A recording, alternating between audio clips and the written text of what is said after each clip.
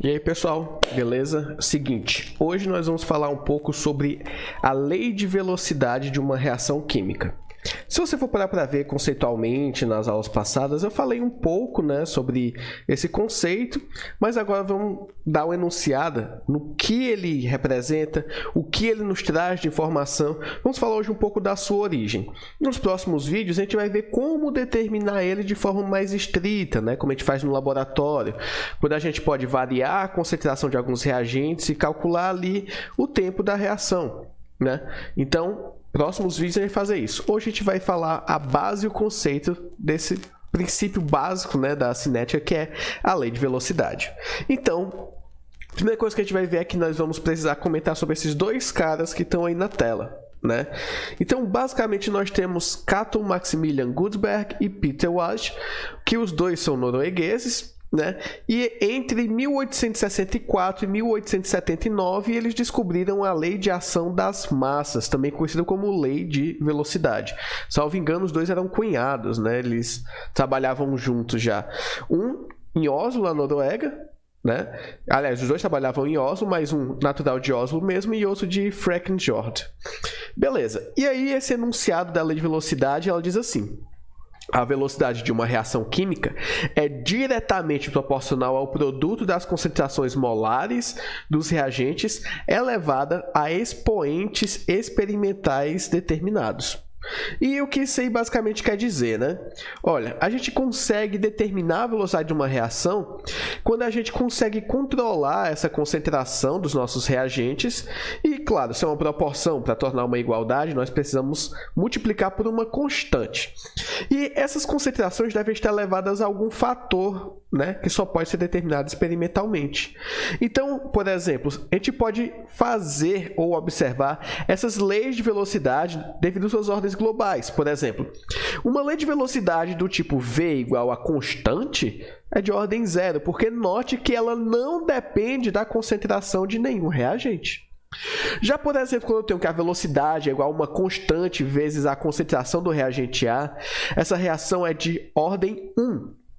Porque ele está dependendo apenas da concentração do reagente A e ele é diretamente proporcional a variações de concentração. Quando a gente olha aqui embaixo, tem um V igual a K vezes concentração de A vezes concentração de B.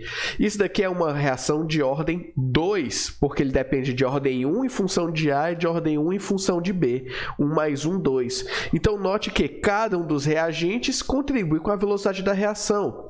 Um pouco mais abaixo, nós temos que a velocidade é igual a constante vezes a concentração de A ao quadrado. Isso quer dizer que, se eu fizer variações na concentração de A, a velocidade responderá ao quadrado dessa variação da velocidade.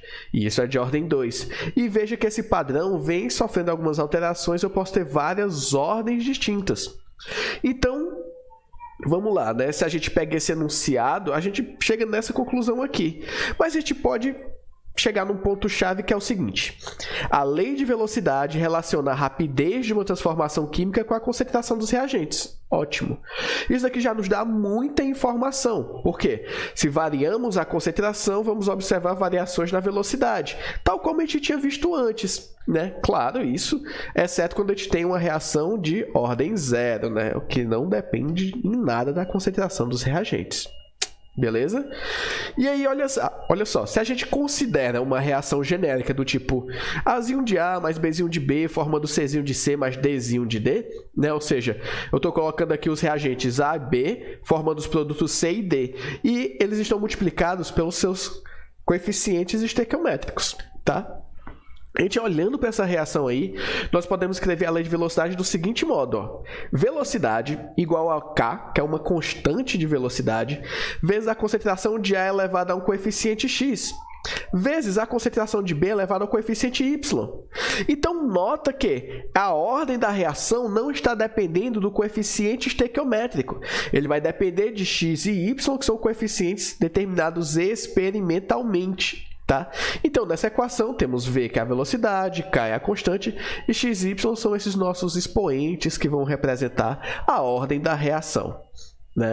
E aí, o que a gente pode dizer a mais? Olha, Quando a gente fala de lei de velocidade, a gente está dizendo justamente essa relação intrínseca que uma concentração tem com sua velocidade. Porém, note que não há tempo naquela equação, né? Veja aqui, ó, que a gente tem velocidade constante e concentração, a gente não tem tempo. E cineticamente é de extrema necessidade a gente falar do tempo. Afinal, a cinética é um estudo da velocidade de uma reação, e a velocidade é algo que varia em função do tempo, não é? Então, a lei de velocidade, além de nos indicar a ordem da reação, nos permite determinar a velocidade de uma reação química em função da concentração de seus reagentes.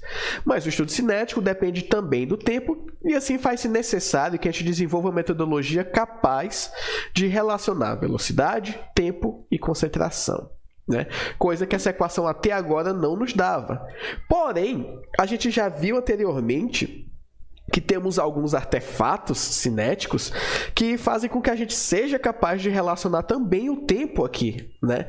Então, olha só, se a gente combina a lei de velocidade com a taxa de consumo dos reagentes, a gente pode desenvolver um tratamento matemático que aborde os parâmetros necessários para descrever por completo a cinética química de uma reação. Então, olha só, nós temos que a velocidade, como vimos agora, pode ser igual a K vezes a concentração de A elevado a X vezes a concentração de B elevado a Y. Porém, eu sei que a taxa em relação do reagente A é igual a menos concentração de A em um tempo 2, menos concentração de A em um tempo 1, dividido por T2 menos T1, ou seja, variação da concentração dividido pela variação do tempo. Olha só o que é que eu posso fazer com essa combinação. Eu vou ter que menos a variação da concentração de A dividido pela minha variação do tempo vai ser igual a minha constante de velocidade vezes a concentração de A elevada a X vezes a concentração de B elevada a Y.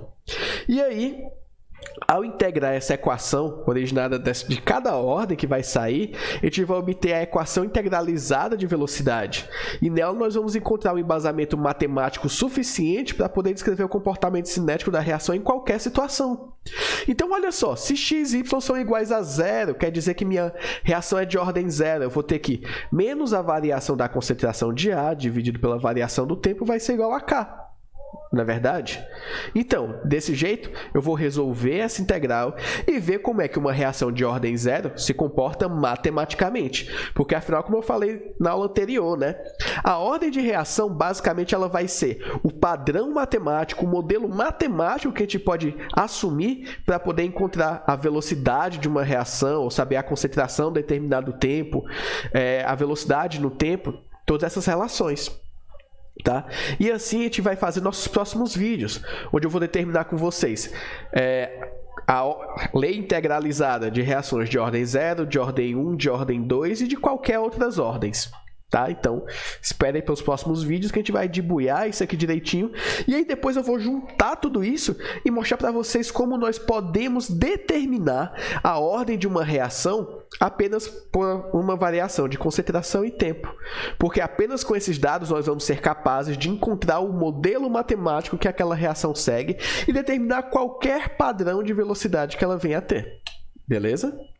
Então, galera, por hoje é isso, tá? Qualquer dúvida ou pergunta, vocês botem nos comentários, tá bom? E até o próximo vídeo.